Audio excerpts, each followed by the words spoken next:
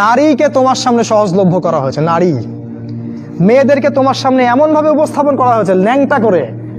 রাসূল সাল্লাল্লাহু আলাইহি ওয়াসাল্লাম বলেছিলেন যে শেষ জামানায় দুই শ্রেণীর মানুষ আসবে যাদেরকে আমি এখনো দেখি নাই। এক শ্রেণী হচ্ছে নিসাউন কাসিয়াতুন আরিয়া মুইলাতুন মামিলাত, মানে এমন এক শ্রেণীর মেয়ে বের হবে শেষ জামানায় যারা কাপড় পরেও ন্যাংটা হয়ে থাকবে। ভাষাটা ভালো করে বোঝেন, কাপড় পরেও তারা নগ্ন হয়ে থাকবে। আমার মনে হয় না এটার ব্যাখ্যা করার দরকার আছে।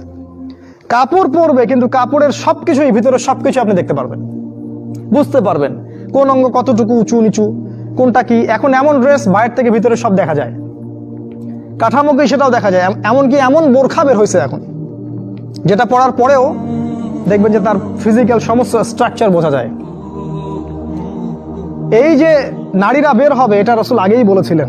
একটা হাদিস আপনাদেরকে বলি, নবী সাল্লাল্লাহু আলাইহি ওয়াসাল্লাম আরো বলেছেন যে এই মাসিহুদ দাজ্জালের সবচেয়ে শেষ অনুসারী হবে এক শ্রেণীর নারী, এক শ্রেণীর নগ্ন নারী যাদেরকে তার স্বামী বাবা পিতা ঘরে রাখতে চাইবে কিন্তু তারা ঘরে থাকবে না, তারা বাঁধন ছিঁড়ে বের হয়ে চলে যাবে বাইরে। আবার বুঝাই, শেষ জামানায় মাসিহুদ দাজ্জালের অনুসারী হবে এক শ্রেণীর নারী যাদেরকে তাদের পিতা স্বামী ভাই ঘরে রাখতে চাইবে, তারা ঘরে থাকবে না। আপনি কি বুঝতে পারছেন তারা কারা? বর্তমান সময়ে ফ্যামিনিস্ট রেভলিউশন যারা করছে এরা সবাই দাজ্জালের অনুসারী। দাজ্জাল যখন বের হবে এরা সবাই তাকে অনুসরণ করবে, অবশ্যই করবে।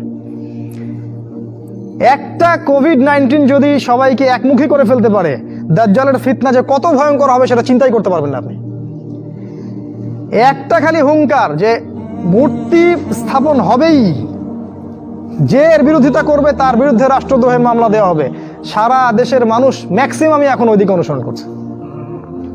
এই যদি অবস্থা, তাহলে দাজ্জাল যখন বের হবে তখন যে কোটি কোটি মানুষ তাকে অনুসরণ করবে না এটা কি কোনো গ্যারান্টি আছে? বরং কোটি কোটি মানুষই তাকে অনুসরণ করবে। তোমার সামনে নারীকে সহজলভ্য করে দেওয়া হয়েছে। স্কুলে নারী, স্কুল কলেজের মধ্যে কো এডুকেশন, ছেলে মেয়ে একসাথে বসে পড়াশোনা করে।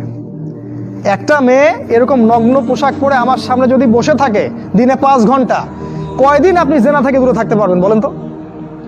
আজকে আপনি দেখা করবেন, কালকে নোট নিবেন, তারপরে দেখা সাক্ষাৎ হবে, কফি খাবেন, এক পর্যায়ে ঘুরতে যাবেন, ডেটে যাবেন, আস্তে আস্তে আস্তে আস্তে তার সাথে আপনি জেনায় লিপ্ত হয়ে যাবেন। এর জন্য কি শুধু ছেলেটা দায়ী?